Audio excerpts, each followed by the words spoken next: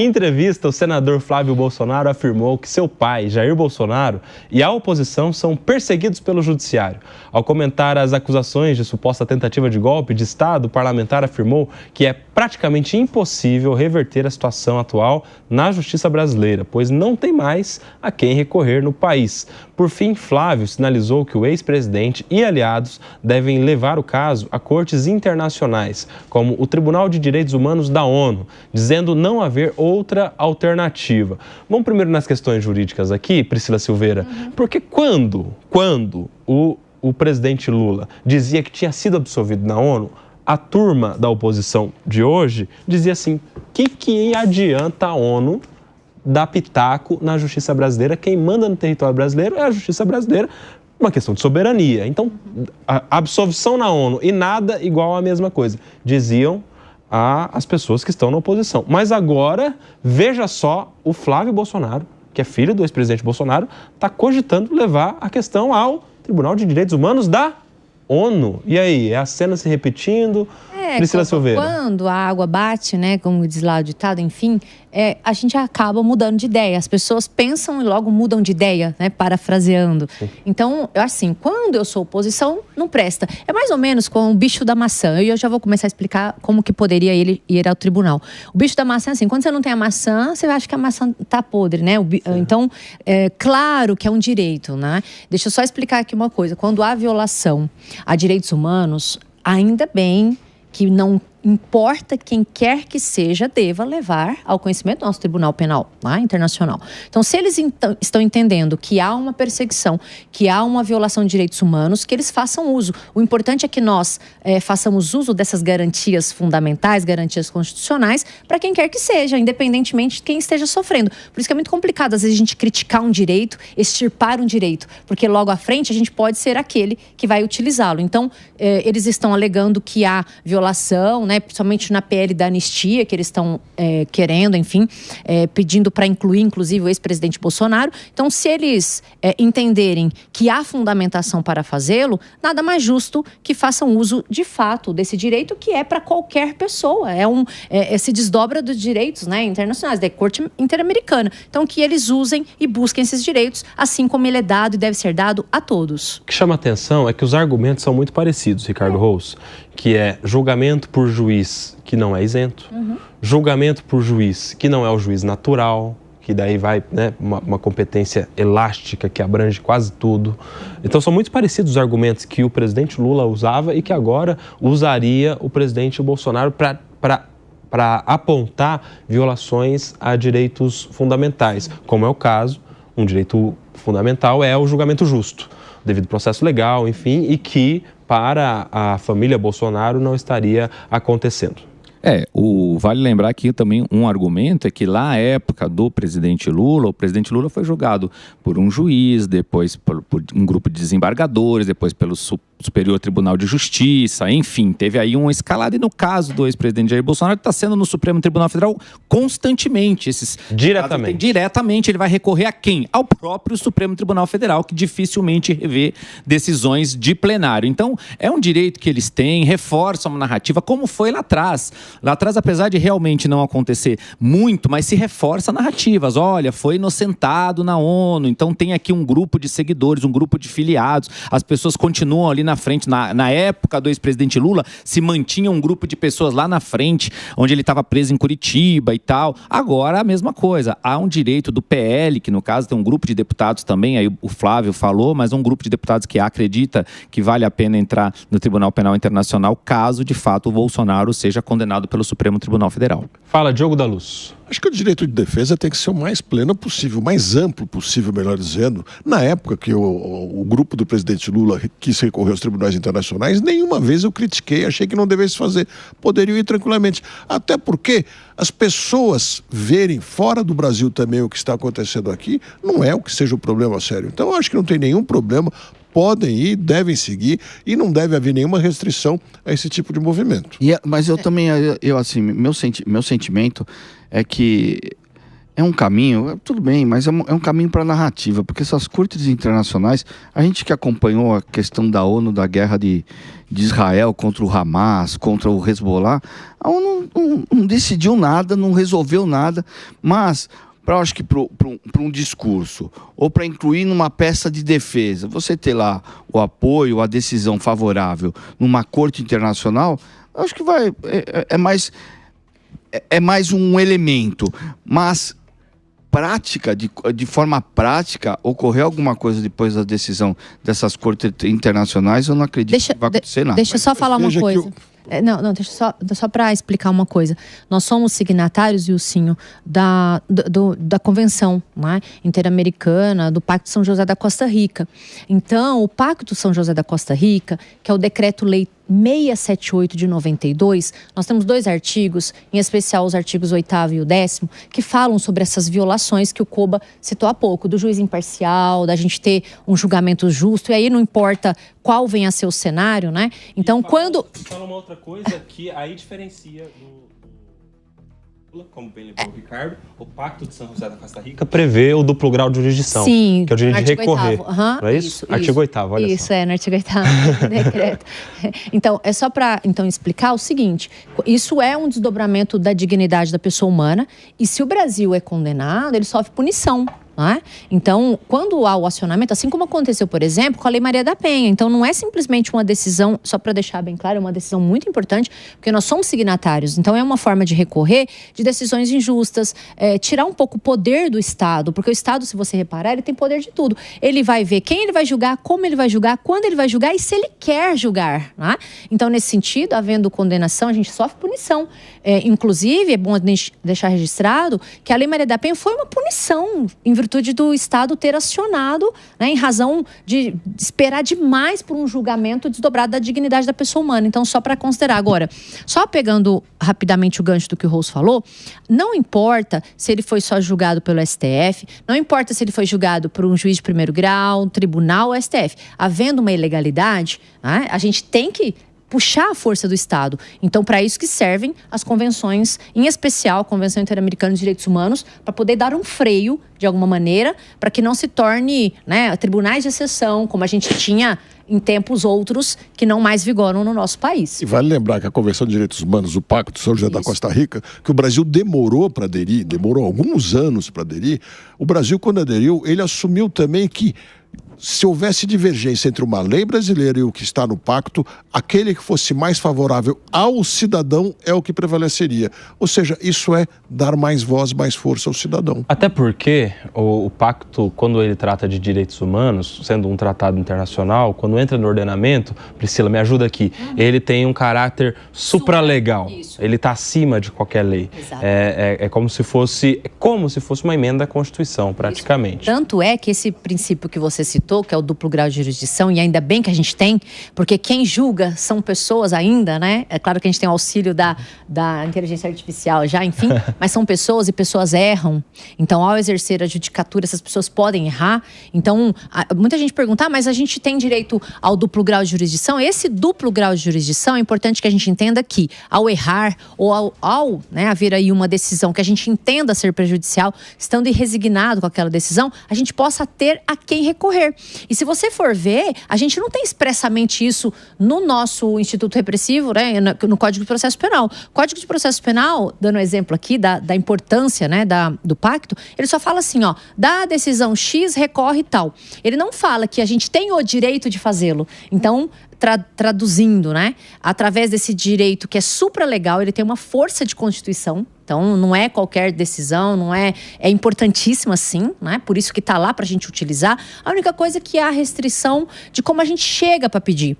Porque senão todo mundo que tivesse inconformado poderia acionar, né, os tribunais penais internacionais, e isso não acontece. Haja vista que um dos motivos é ter de fato violação a direitos humanos, e nós somos signatários, tanto que o artigo 1º, inciso 3º da nossa Constituição, ele prioriza a dignidade da pessoa humana. E uma delas é ter um julgamento justo. Você sabe que uma das coisas que a gente pode celebrar nesses últimos anos é que o campo da direita, Ricardo Rose, começou a enxergar os direitos humanos. Porque antes, principalmente dos atos do dia 8 de janeiro, direitos humanos e direito de bandido era a mesma coisa, era direito dos manos. E aí era uma conversa fiada de gente da esquerda, direitos humanos não vale nada, isso aí vem só para atrapalhar, enfim. E agora, depois de algumas violações, que no meu ponto de vista aconteceram, é que as pessoas começaram opa, existem direitos humanos. Isso não pode acontecer dessa maneira, porque tem direitos fundamentais que estão sendo superados, estão sendo deixados de lado. No meu ponto de vista, na ocasião do 8 de janeiro, fatos graves que já encontraram seu julgamento aí, muitas pessoas já condenadas, mas diante daqueles fatos, também teve uma reação estatal que suprimiu direitos fundamentais. A gente teve homem e mulher presos juntos por dias sem audiência de custódia, que segundo a lei deve acontecer em 24 horas. Crianças, idosos, mães, enfim, sem direito de defesa praticamente garantido. A gente não tinha nem estrutura física, nem estrutura pessoal para a Defensoria Pública atender todas aquelas pessoas, nem advogados, porque a gente estava no meio do recesso, inclusive, e as pessoas simplesmente iam ficando lá custodiadas em um galpão gigante, um ginásio, sei lá o quê, e isso, no meu ponto de vista, foi ofensa a direitos humanos. Mas daí essas pessoas que estavam sendo violadas eram justamente pessoas que negavam a existência desses mesmos direitos. Eu acho que daqui para frente, já que em toda crise uma oportunidade, não é verdade? Daqui para frente, pelo menos, a gente tem esse conceito bem instalado de que, em algumas situações, por mais graves que sejam, há algumas garantias que devem ser respeitadas. Não importa se é de um lado ou se é de outro, não importa o quão desprezível, criminoso, grave seja o fato que alguém esteja respondendo, algumas garantias devem ser preservadas por respeito a direitos humanos. Veja só se o ex-presidente Bolsonaro encontra uma decisão dessa de um tribunal de direitos humanos. Como é que isso não repercutiria? Ricardo Rosso. E é verdade, realmente, depois do 8 de janeiro, uma percepção talvez ligeiramente diferente se tem sobre direitos humanos, principalmente de uma galera que não olhava com esse mesmo prisma.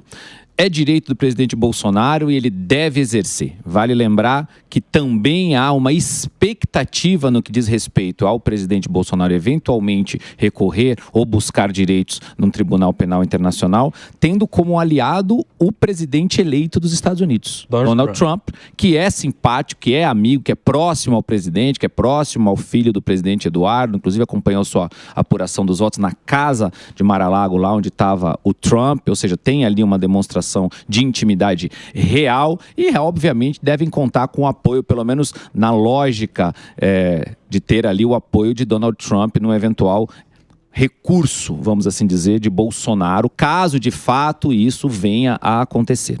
Wilson Pedroso.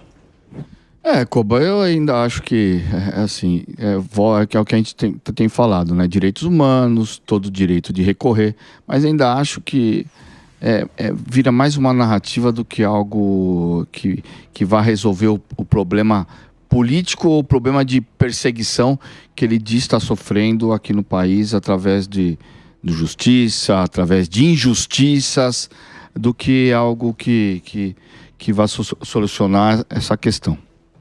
Muito bem, a gente vai seguir acompanhando quais serão os desdobramentos disso. Eu concordo com o Wilson, eu acho que do ponto de vista da efetividade, assim, uma expectativa muito baixa, tem muito mais o discurso político mesmo, né, de reforçar, olha, tá havendo aqui uma perseguição, enfim, tem direitos sendo violados, do que propriamente de esperança. Mais um elemento para ele incluir na sua defesa. Mais um elemento para ele incluir na sua defesa, mas assim, de coisa assim efetiva, como aquela do presidente Lula. Agora, assim como no passado. Isso. Não, mas eu até dei um exemplo. A própria briga de Israel contra o Hamas, a ONU entrou e não virou nada. Né? Mas é importante lembrar que o mundo dá muitas voltas, né? Quer dizer, quem diria essas próprias voltas do presidente Lula que acabou dando? Claro. Né? Então tem que recorrer a todos os recursos eu tenho que recorrer.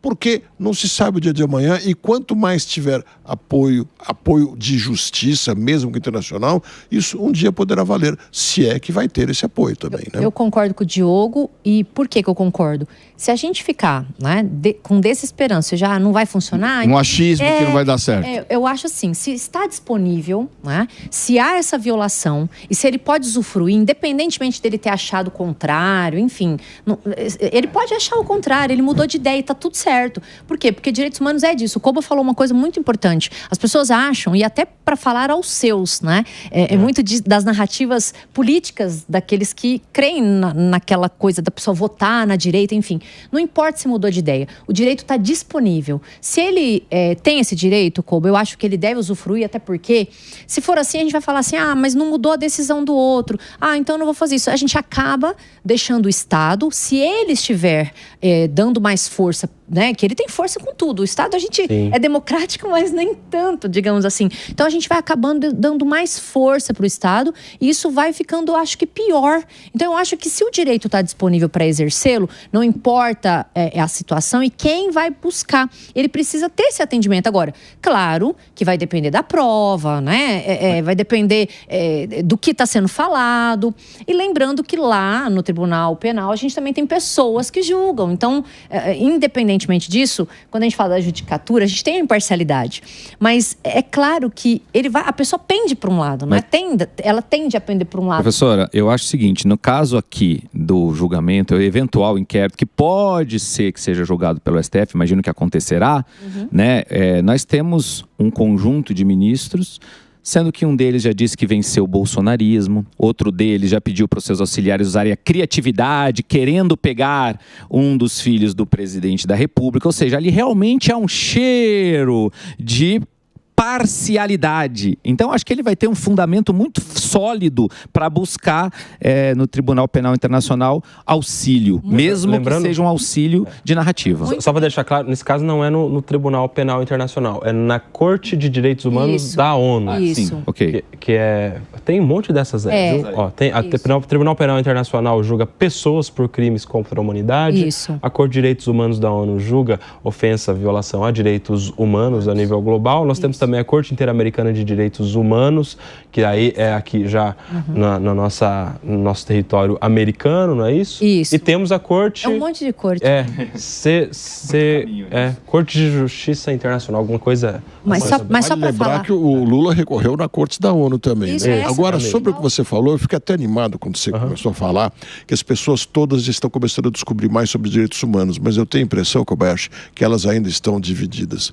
Um grupo quer os direitos humanos para os dos seus e o outro quer para os seus e não para os da Aí é um outro contrário, exercício. Aí a gente vai chamar a Jennifer do avião para ensinar a gente a ter paz suficiente para buscar a coerência, o Diogo da Luz, e começar a julgar esses fatos todos, independente do CPF, da capa dos autos, né, Priscila? Mas é só porque o Rose falou uma coisa muito importante, que no nosso ordenamento processual, Koba, a gente tem um juiz imparcial que desdobra desses direitos, enfim.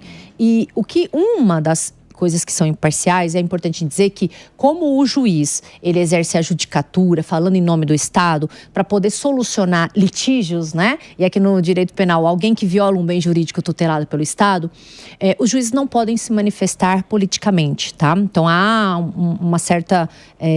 não vou falar proibição, porque você bem disse aqui que... Mas há proibição também. Eu a acho Loman fala que não pode. Isso, que ele não pode pender por um lado, não estou dizendo que ele não vote, né? Mas não poderia expressar.